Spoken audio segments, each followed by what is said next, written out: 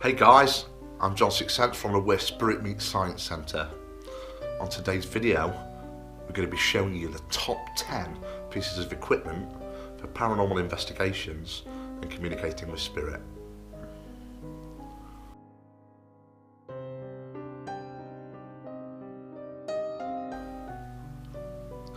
Coming in at number 10 is trigger objects. Very often on paranormal investigations, the most basic way of communicating with spirit is the best. A few of my investigators like to place some objects in certain areas.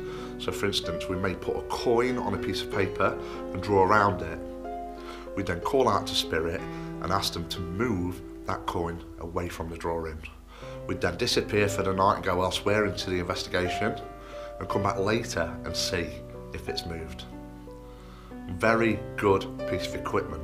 It's also good to have a camera pointing at that trigger object to see if we can actually capture it on camera. Coming in at number 9 is a Ouija board. Now there's a big stigma around Ouija boards. Ouija boards were invented in the late 1800s by William Ford and Charles Kennard. Basically, they was made as a child's toy, but modern day religion and Hollywood have made them out to be a portal to hell. It's nonsense, they're harmless if done correctly, but they must be done correctly.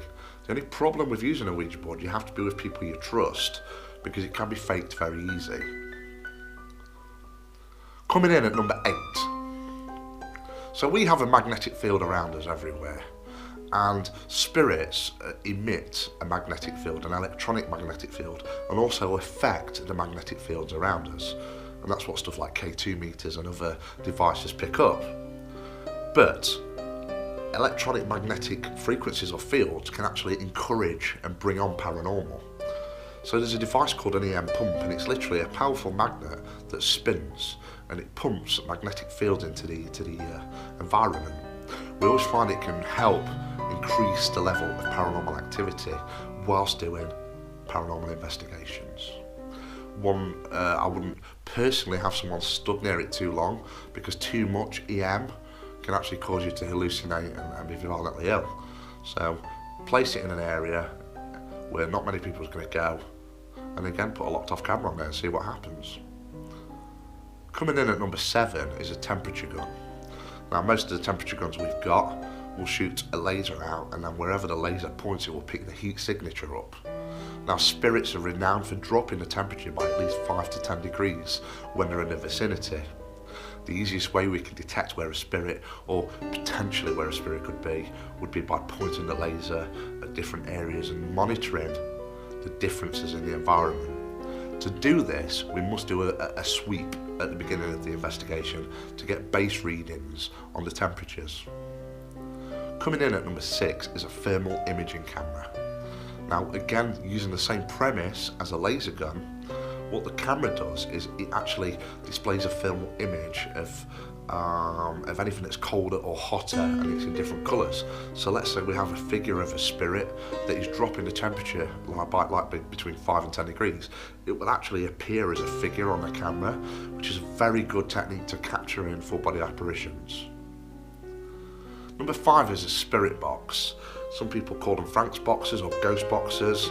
There's the old Radio Shacks that we've got, are absolutely fantastic. There's the PSP-7. These devices, what they do is they sweep the radio waves and manipulate white noise. And the theory is that spirit can actually put their voice on top of those devices, so you can communicate directly.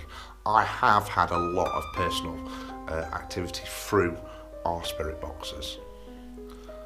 Coming in at number 4 is an EVP recorder, electronic voice phenomenon. So the theory is that certain devices that use IEC technology, which is non-error correcting, will pick up voices that we've not heard with our own ears, that's not on our spectrum. This again manipulates white noises.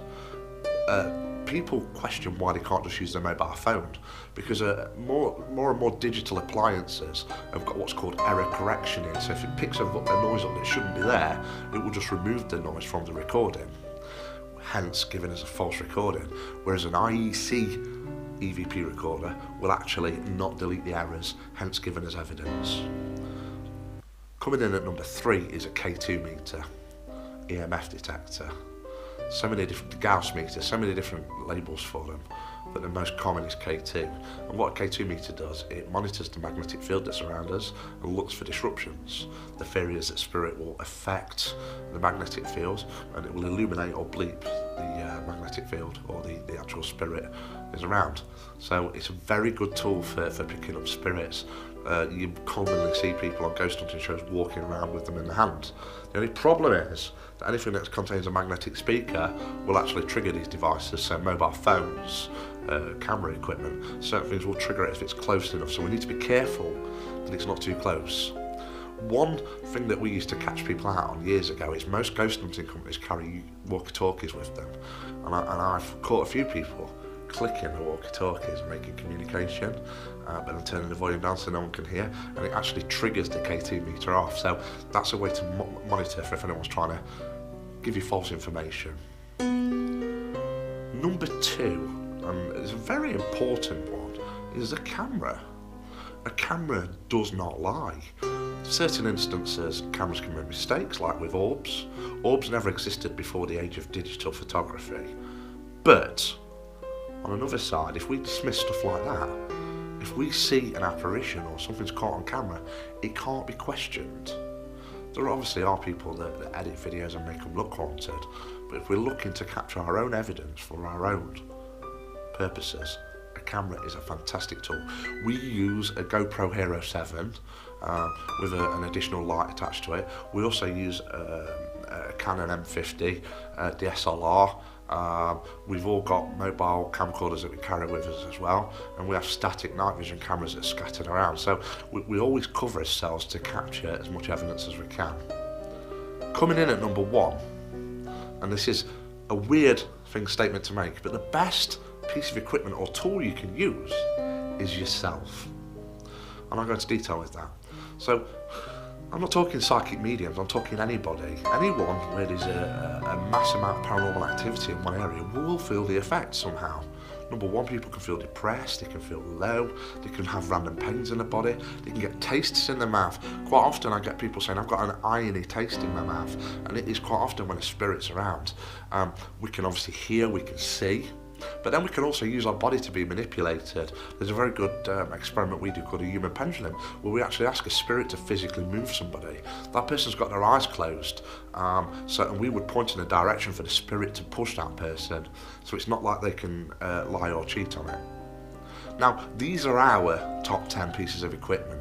You may have your own opinion and have your own pieces of equipment you like more, but these are our favourites. I'd love to see in the comments section your opinion on what's your favourite pieces of equipment.